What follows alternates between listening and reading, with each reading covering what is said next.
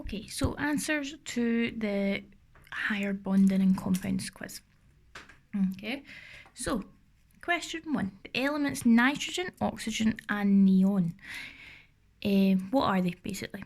Okay, so if you go through it, you can either do a process of elimination or you can actually have a look at it. So the answer here is D. They're all gases at room temperature. Okay, you will find that in the data booklet. It is on page 6. Okay, so page 6, sorry, I've not got it on a sheet, I've just got it on my iPad. Okay, it tells you about the atomic number, the name of the elements, the melting and boiling points. If you go through them all, by the process of elimination, you can see that they are all gases at room temperature. Okay, so if you were doing process of elimination, okay, you could see that neon doesn't form an ion, so it couldn't be this one. Okay, fluorine, oxygen and nitrogen all form negative ions, but neon doesn't form an ion, it's a noble gas. Okay, diatomic molecules, yes, would exist for these three, but not neon. Okay, and have single bonds between atoms. Again, well, neon doesn't have any bonds between atoms. Nitrogen can have single bonds, but if it was just itself as an element, it would exist as diatomic, so it would have a triple bond. Oxygen would exist as diatomic also, it would have a double bond. Your fluorine would, yes, have a single bond. Okay, so process of elimination, they're all gases at room temperature. Question 2, this one's a little bit smaller, I'll try and zoom in. Okay, which of the following equations represents the first ionisation energy of fluorine? We know that you just pick it up straight from the data booklet. It is on page 11, up from the top, and you're just wanting to sub in whatever it's asking in the question. For example, here it's asking fluorine, so we've subbed in F. Okay, so F gas goes to F plus gas plus an electron. Alright, so that would be C. Question 3, which of the following atoms has the least attraction for bonding and electrons? You're looking at your electron negativity values here. Okay, again on page 11. What I always do is I always write them down as I go through them because I always forget them if I go through them too quickly. So if you write them down, the least attraction is your smallest number, so it's going to be silicon, okay, which is D. Your first open-ended question then. So, explain why the covalent radius of sulfur is smaller than that of phosphorus. So if you're looking at the periodic table, get back up again. Okay, you're looking for sulfur and phosphorus. So you've got phosphorus here, which is in group 5, and sulfur here, which is in group 6. Okay, so remember, as we go across the periodic table, that in a bit. As we go across a period, your atomic size decreases due to increased nuclear charge. Okay, so sulfur is smaller than phosphorus due to increased nuclear charge. The outer electrons are pulled closer to the nucleus, which therefore decreases the size. Okay, so next set of questions then. So question 5, ionisation energy changes across a period. Explain why the first ionisation energy increases across a period. Okay, so again, as I keep saying, usually when it's going across a period, your answer is increased nuclear charge. So as you go across a period, the electrons experience an increased nuclear charge, which means they are more tightly held into the nucleus. Okay, they've got a greater attraction for the protons in the nucleus. Therefore, if they're more tightly held, they're going to require more energy to remove. Okay, so your ionisation increases. Remember, your ionisation energy is the amount of energy, or the energy required to remove 1 mole of electrons from 1 mole of gaseous atoms. Okay, question 6, write the equation including the state symbols for the second ionization energy of magnesium. This was a little bit hard on your phone, I do see that, but you've all done really, really well. Okay, so remember your first ionization energy is not taken from an ion. So your first ionization energy would be Mg gas goes to Mg plus gas plus an electron. Okay, but it's not asking for your first, it's asking for the second. So you're then going to take a mole of electrons from this. So this is going to be your reactant here, which is here. Mg plus gas goes to Mg2 plus an electron. You've removed another mole of electrons, which gives you that 2 plus ion. Okay, so which of the following bonds is the least polar for question 7? Right, you can see that I've put down the answer is A.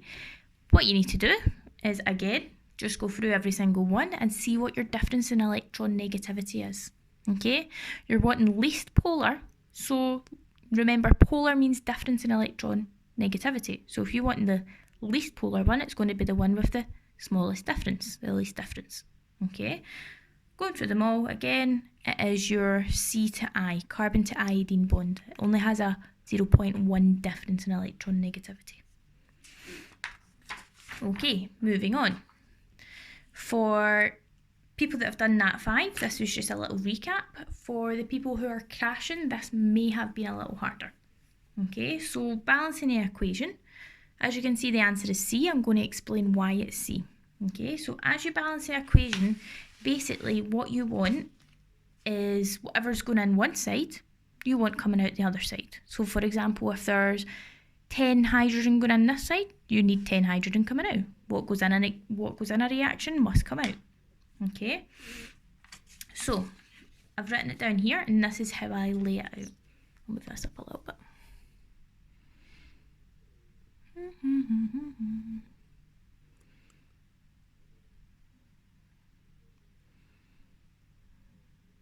Right, that should be it. Okay, so we've got P2H4 plus oxygen goes to P4H10 plus H2O. Okay, so basically my first step is to write down what I've got. So I've got 2 phosphorus, I've got 4 hydrogen, and I've got 2 oxygen. Okay, on this side, I've got 4 phosphorus, I've got 2 hydrogen, and my oxygen, I've got 10 plus 1 is 11. Okay. What I would always do is I would always balance out your main atom first. So your main atom here is your phosphorus. As you can see, you've got 4 on one side and you've got 2 on the other. If you're putting 2 in, how do you get 4 out? You're going to have to balance this some way. Okay. So, to get 4 from 2, get another pen. To get 4 from 2, you're going to times this by 2, which gives you 4. Okay, when you're timesing this by 2, you need to put a big 2 in front of it. Okay, so you're going to react 2 of these molecules to get something out. Okay, if you're timesing this by 2, because these are bonded together, you're also timesing your hydrogen by 2. Okay, so instead of 4 hydrogens now, we've got 8. Right, taking this over to the other side, we're now going to balance our hydrogens. So we've got 2, but we've got 8 going in. So we're going to have to times this by 4. Okay. If we're timesing a hydrogen by 4 to get 8, this is all bonded together, remember, you're going to have to times your oxygen by 4. So you're going to have 4 oxygen plus your 10 here, which gives you 14. Okay, we've got 2 going in, 2 oxygens going in, we've got 14 coming out, we need 14 going in, so we're going to times your oxygen by 7. 7 times 2 is 14. Okay, so you times it by 7 and it gives you 14. Easy as that. You've got 4 going in, 4 coming out. 8 hydrogen going in, 8 hydrogen coming out. 14 oxygen going in, 14 coming out. Okay, so your answer, if you look at it, it's your stoichiometric. So your big number at the front is called your stoichiometric number or stoichiometric value. Okay, so your x is going to be 2, which leaves you these two. Okay, your y is going to be 7, which is C. Z is 4. Okay, so moving on to number 9. It's asking, explain why there's a large difference in electron negativity between the third value and the fourth value of aluminium. Okay, of aluminium. So there's a large difference in electron negativity between the third and the fourth energies due to the fourth ionization energy breaking a full outer shell of electrons, and this requires much more energy. Okay, put a little bit extra about this. So your aluminium starts as 283. After your first ionization energy, you've got 282. After your second, you've got 281. After your third, you've got 28. You now have a full shell of outer electrons. Okay, which means your fourth is going to have to break this full outer shell. Alright, so it's going to have to break the full outer shell, which is going to require a lot of energy. And after your fourth ionization energy, you're going to have an electron arrangement of 2,7. Okay, remember, depending on what group it's in, so for example, if it's in group 3, your fourth ionization energy is always going to be bigger. So the one after the group it's in is always going to be bigger. So for example, group 1, if your element's in group 1, your group 2, your second ionization is going to be bigger. If it's in group 5, your sixth ionization energy is going to be bigger. Okay, so it's always the one after the number of group it's in that's bigger. Okay, question 10. Write the equation for the second ionization energy of nitrogen. Okay, much the same as the last time. N plus gas goes to N2 plus gas plus an electron. Remember to put your gas signs in there because your ionization energy is for gaseous atoms. Okay, on to question 11. Okay, it's asking, explain fully why the ionic radius of phosphorus is greater than that of aluminium. Right? A lot of people struggled with this one a little bit. Okay, some people got it and really well done. So when you're looking at this, if I get it on the periodic table, so we're talking about aluminium and phosphorus. Okay, so we've got aluminium in group 3. If it's going to let me do it, there we go. Aluminium is in group 3 and your phosphorus is in group 5. Remembering back to your valency, group 3 has a valency of 3. Okay, and group 5 also has a valency of 3. This is why they're comparing this. So aluminium loses electrons because it's in group 3, whereas phosphorus gains electrons to get here. Okay, so that is why your phosphorus is going to be bigger. Right, because your phosphorus ions accept electrons, they take them in to become bigger, whereas your aluminium ion will lose electrons, donate them, therefore it's going to be smaller. Okay, question 12 then. This one's a little bit smaller. Try and zoom in a little bit. Okay, so hydrogen will form non-polar covalent bonds with an element that has an electron negativity value of what? Okay, so hydrogen has a 2.2 electron negativity value, therefore non-polar is going to be less than a difference of 5 or no difference at all. Okay, you've got your electron negativity value of 2.2 here, which means your answer is going to be C. Okay, question 13. Which of the following is a polar molecule? You had this one last week also. So your key tip here is to draw them all out. If I pull this up, it should work. There we go. So if you draw them all out, you've got CCl4, just down here, CCl4, which is tetrahedral. which is symmetrical. You've got NH3, which you can see is your answer. It's trigonopyramidal, not symmetrical because of these unpaired electrons, unbonding electrons at the top. Remember, these are going to be in a big lone pair. Okay. You've got your carbon dioxide, CO2, is a linear molecule, it is symmetrical. And you've got your CH4, which is a tetrahedral, again, which is symmetrical. Okay, so your polar molecule is the one that is not symmetrical, so it's going to be BNH3. On to question 14. Okay, so explain why the covalent radius decreases across the period from sodium to chlorine. Again, as you're going across the period, increase nuclear charge, the outer electrons are pulled closer towards the nucleus, decreasing the size. You had one similar to that. Okay. Question 15. Explain the first ionization energy explain why it decreases going down group 1 due to increased shielding. The electrons are further away, so they're further away from the nucleus, so they experience less nuclear charge, therefore they require less energy to remove. Okay, question 16. Okay, you get questions similar to this in National 5, but if you've not done National 5, you will never have seen this before. Okay, so we're going to get the periodic table up for this. It's saying particles with the same electron arrangement are said to be isoelectric. Which of the following compounds contains ions that are isoelectric? Okay, so starting off with this, you have sodium and sulfur. So sodium is here. Oh, I hope you can see it.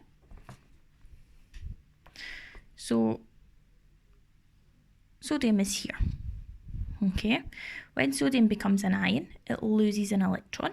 When it loses an electron, it will come up to here. So it loses an electron, it loses an energy shell, and it will have the same arrangement as neon. Okay, so it will come up to here. Your next one is sulfur. So remember, your sodium is going to have the same electron arrangement as neon. If you've got sulfur, which is here, it's going to gain electrons. Okay, so if it's going to gain electrons, it's going to go 1, 2 and get to argon. They do not have the same electron arrangement, so your answer is not A.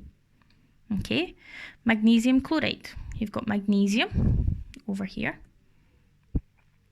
Okay, it loses electrons. So when it loses electrons, you go 1, 2 up to neon. Okay, so it's got the same electron arrangement as neon. Okay, so you've got chlorine as well. Chlorine is here. When it gains electrons, it's going to get to argon. So again, they are different. Okay, potassium down here. Potassium is going to lose an electron to get to krypton. Okay, it's going to have the same, argon. It's going to have the same electron arrangement as argon. Okay, and you've got your bromine, which is here. So remember, we've got argon. Bromine is going to gain an electron to get to krypton. They are not the same, which leaves the last one. Calcium is going to lose 2 electrons, 1, 2, to get to argon. Okay, and your chlorine is going to gain an electron to get to argon. So that's going to be your answer. Your answer is D. So basically what you need to do is just look where they are situated in the periodic table and go from there. Okay, see whatever one's going to form the same arrangement as each other. So the same arrangement for the same noble gas. Okay, so question 17. Okay, it's asking which line in the table is correct for the polar covalent bond of hydrogen chloride.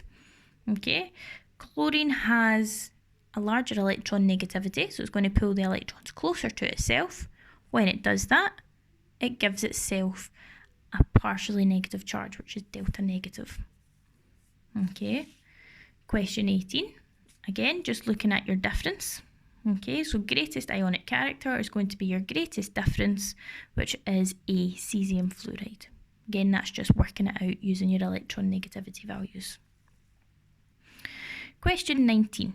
Okay, this one was what some people struggled with. Okay, so it's asking state the type and the structure of bonding in phosphine, which is your pH3 here. Okay, so your National 5, you should know that pH3, phosphorus makes 3 bonds. Okay, so 3 bonds is trigonopyramidal. It would make this structure, okay, which could also look like this. So it's your trigonopyramidal, that's Nat 5 knowledge. And it also asks what type of bonding. Here you're going on to your polar or non-polar. They both have the same electron negativity value, so they're going to be non-polar. Okay, so you've got a non-polar bonding, or non-polar covalent bonding, and trigonopyramidal. And last but not least, question 20, explain fully why the second ionisation energy is much greater than that than the first in group 1. Again, as I was explaining earlier, as the first ionisation energy is removing electrons from a partially full electron shell, whereas the second ionisation energy is removing electrons from a full outer shell. Okay, if it's going to have a full outer shell, it requires a lot more energy.